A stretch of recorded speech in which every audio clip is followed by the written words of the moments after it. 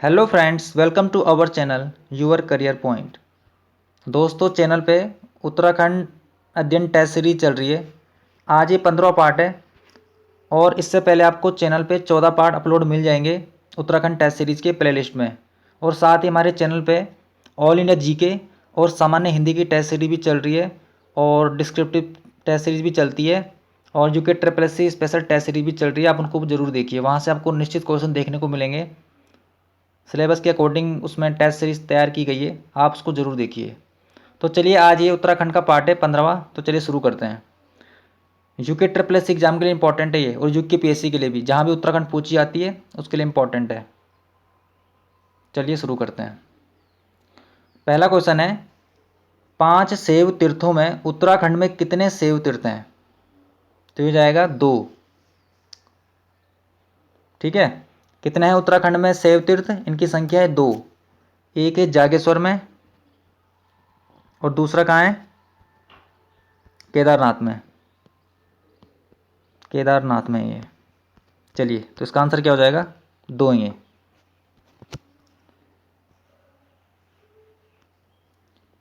राज्य सरकार द्वारा वरिष्ठ नागरिक भरण पोषण तथा कल्याण अधिनियम 2007 को राज्य में कब लागू किया गया? तो ये इंपॉर्टेंट क्वेश्चन है। एक क्वेश्चन तो ये बन गया, राज्य में वरिष्ठ नागरिक भरण पोषण तथा कल्याण अधिनियम कब आया? 2007 में। और इसे लागू किया कब किया गया? तो इसका आंसर हो जाएगा इनमें से कोई नहीं, क्योंकि ये लागू किया गया था 2011 में। चलिए, इसका आंसर हो जाएगा डी, क्योंकि 2011 में लागू किया गया था।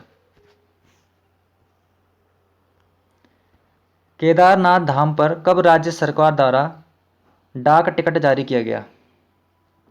तो केदारनाथ धाम पर डाक टिकट जारी किया गया था, ये किया गया था इनमें से 2000 कितने में? 2001 में।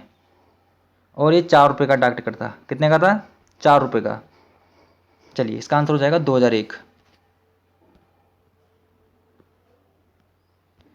कीर्ति शाह को नाइट कमांडर की उपाधि कब दी गई थी? नाइट कमांडर की उपाधि कब दी गई थी? 1901 में। कब दी गई थी? 1901 में। और डेट के साथ आपको याद करना पड़ेगा, 9 नवंबर को। कब की गई थी? 9 नवंबर 1901 में। किसको? कीर्ति शाह को। टिहरी रियासत के राजा थे ये, और इन्हें नाइट कमांडर की उपाधि दी गई थी 9 नवंबर 1901 में। तो इसमें डी राइट आंसर हो जाएगा।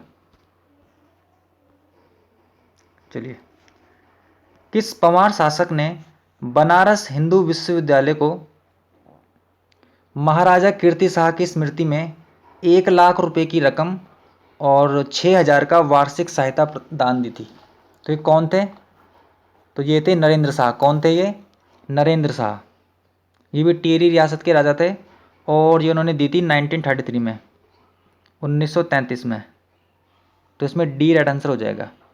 तो डेट भी याद करना है, क्योंकि अब सन से ज़्यादा क्वेश्चन पूछ रहे हैं आयोग, तो आपको डेट पता होनी चाहिए। तो नरेंद्र शाह ने दी थी 1933 में 1 लाख रुपए की रकम और 6000 का वार्षिक सहायता दी थी इन्होंने बनारस हिंदू विश्वविद्यालय को। और इंपॉर्टेंट क्वेश्चन है, ठीक है। तो इसमें डी राइट आंसर हो जाएगा। गढ़वाल रेजिमेंट को किस वर्ष में इंदिरा गांधी पर्यावरण पुरस्कार दिया गया था? तो ये दिया गया था 2007 में। इसमें बी राइट आंसर हो जाएगा। दनपुरिया बोली कहाँ बोली जाती है? तो दनपुरिया बोली बोली जाती है अल्मोड़ा में। कहाँ बोली जाती है? अल्मोड़ा में। कुमाऊं रामलीला की शुरुआत कब की गई थी? तो कुमाऊनी रामलीला की शुरुआत की गई थी 1860 में। कब की गई थी?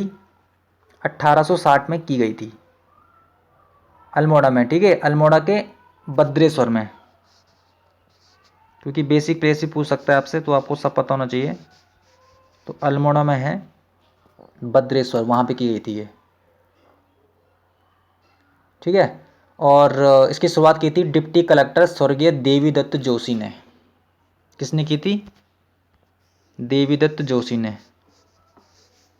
देवीदत्त जोशी ने। तो आपको सब याद करना है, इससे जुड़े हुए फैक्ट। तो क्या होगा क्वेश्चन? कुमाऊनी रामलीला की शुरुआत कब हुई? 1860 में। कहाँ पे हुई थी? भद्रेश्वर में। किसने की थी? डिप्टी कलेक्टर थे स्वर्गीय देवीदत्त जोशी ने, तो इन्होंने शुरुआत की थी कुमाऊनी रामलीला की। चलिए, तो इसमें ए आंसर हो जाएगा। चलिए, राज्य अर्थव्यवस्था में सर्वाधिक योगदान किस क्षेत्र का होता है? तो हमारे राज्य में जो अर्थव्यवस्था में सर्वाधिक योगदान है वो है द्वितीयक क्षेत्र का। किसका है? द्वितीयक क्षेत्र का। कितना है? 48.93% है। ठीक है, 48.93%। तो इसमें द्वितीयक क्षेत्र हो जाएगा 48.93% है ये। चलिए, तो इसमें बी आंसर हो जाएगा। प्राचीन ग्रंथों में जला किस नदी का नाम है? तो जला किसे कहा गया है प्राचीन ग्रंथों में? ये कहा गया है रुपिन नदी को। रुपिन सुपिन नदी है ना एक, तो रुपिन को कहा गया है जला प्राचीन ग्रंथों में। चलिए, निम्नलिखित में से कौन सा इनमें से सुमेलित नहीं है? तो इनमें से कौन सा गलत दे रखा है? तो ये दे रखा है इनमें से डी वाला, क्योंकि ये गलत है, बाकी सही दे रखा है। टिहरी में पब्लिक लाइब्रेरी की स्थापना हुई थी 1923 में। टिहरी में जनगणना हुई थी 1921 में। टिहरी में कन्या पाठशाला की स्थापना हुई थी 1942 में। लेकिन जो दे रखा है ना, नरेंद्र नगर में टिहरी हाईकोर्ट की स्थापना कब हुई थी? ये हुई थी 1938 में। कब हुई थी ये? 1938 में। तो ये डी वाला गलत है इसमें। चलिए, तो इसमें डी राइट आंसर हो जाएगा, क्योंकि ये 1938 में हुई थी ना। चलिए, उत्तराखंड की ग्लेशियर लेडी किसे कहते हैं? शांति ठाकुर को। इनका संबंध किस जिले से है? शांति ठाकुर का संबंध जिन्हें कहते हैं उत्तराखंड की ग्लेशियर लेडी, इनका संबंध है उत्तरकाशी से। कहाँ की रहने वाली है? तो ऐसे क्वेश्चन पूछे जाते हैं दोस्तों कि इनका संबंध किससे है, कहाँ की रहने वाली है राज्य में, तो ये उत्तरकाशी की है शांति ठाकुर। और ये बेसिक प्लेस होगा तो मौरी ब्लॉक पड़ता है उत्तरकाशी में, तो वहीं से रिलेटेड है ये। चलिए, ए राइट आंसर हो जाएगा इसमें उत्तरकाशी। नंदा देवी के मांगल तथा जागर नामक पुस्तक के लेखक कौन है? तो इनमें से हो जाएगा माधव सिंह नेगी। किनकी रचना है ये? नंदा देवी के मांगल तथा जागर, माधव सिंह नेगी की रचना है ये। बानड़ी देवी मंदिर कहाँ पे है? इसकी लोकेशन कहाँ पे है? बानड़ी देवी मंदिर अल्मोड़ा में है ये। अल्मोड़ा में कहाँ पे? लमगढ़ा में। लमगढ़ा या लामगढ़ा पड़ता है यहाँ पे, तो यहीं पे इसकी लोकेशन है। बानड़ी देवी मंदिर कहाँ पे मिलेगा आपको? ये अल्मोड़ा में मिलेगा। चलिए, अष्टकोणे मंदिर है ये, शेषनाग मुद्रा में प्राचीन मंदिर है और विष्णु को समर्पित है, विष्णु शेषनाग को। तो उसमें ए राइट आंसर हो जाएगा। उत्तराखंड के ज़्यादातर पर्यटन केंद्र हिमालय के किस भाग पर स्थित है? ये मिलेंगे आपको भाई हिमालय में। कहाँ मिलेंगे? भाई हिमालय में। तो सबसे ज़्यादा जो पर्यटन केंद्र है वो यहीं पे हिमालय के भाई हिमालय में। और भाई हिमालय को हम शिवालिक क्षेत्र या हिमालय का पाद भी कहते हैं इसे, शिवालिक क्षेत्र कहते हैं इसको हम, और हिमालय पाद भी इसको कहा जाता है। किसको कहा जाता है? बाय हिमालय को। चलिए, तो इसमें डी राइट आंसर हो जाएगा, बाय हिमालय। श्री हरि कीर्तन सभा की स्थापना नैनीताल में कब हुई? तो ये हुई थी इनमें से श्री हरि कीर्तन सभा की स्थापना नैनीताल में कब हुई थी? 1940 में, 1940 में। किस वर्ष ब्रिटिश सरकार ने कीर्ति शाह को कंपेनियन ऑफ इंडिया की उपाधि प्रदान की थी? कंपेनियन ऑफ इंडिया ये दी थी इन्होंने 1898 में, डेट के साथ 31 दिसंबर को। कब दी थी इन्होंने? 31 दिसंबर 1898। तो इंपॉर्टेंट क्वेश्चन है, डेट के साथ याद करना है आपको।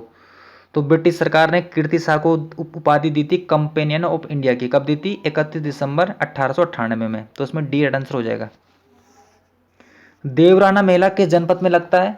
तो देवराना मेला लगता है इनमें से उत्तरकाशी में। कहाँ लगता है ये? उत्तरकाशी में। राज्य के किस नृत्य में आयु बंधन नहीं होता है? तो ये क्वेश्चन आ चुका है फॉरेस्ट गार्ड में, ये होता है झोड़ा नृत्य। चलिए, नेक्स्ट क्वेश्चन देखते हैं। अगला क्वेश्चन है, किस स्थान को कुमाऊं गजेटियर में वाक ईश्वर कहा गया है? तो एक पुस्तक है कुमाऊं गजेटियर, इसमें वाक ईश्वर कहा गया है बागेश्वर को। किसको कहा गया है? बागेश्वर को कहा गया है। तो इसमें डी राइट आंसर हो जाएगा।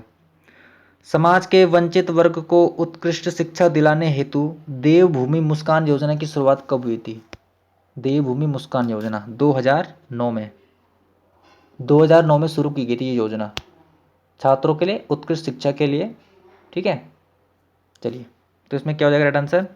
2009। और ये क्वेश्चन आ चुका है वैसे एग्जाम में, तो रिपीट हो सकता है। देवभूमि मुस्कान योजना 2009 में। लाहौर में रुद्रचंद्र और अकबर की भेंट किस वर्ष में हुई थी?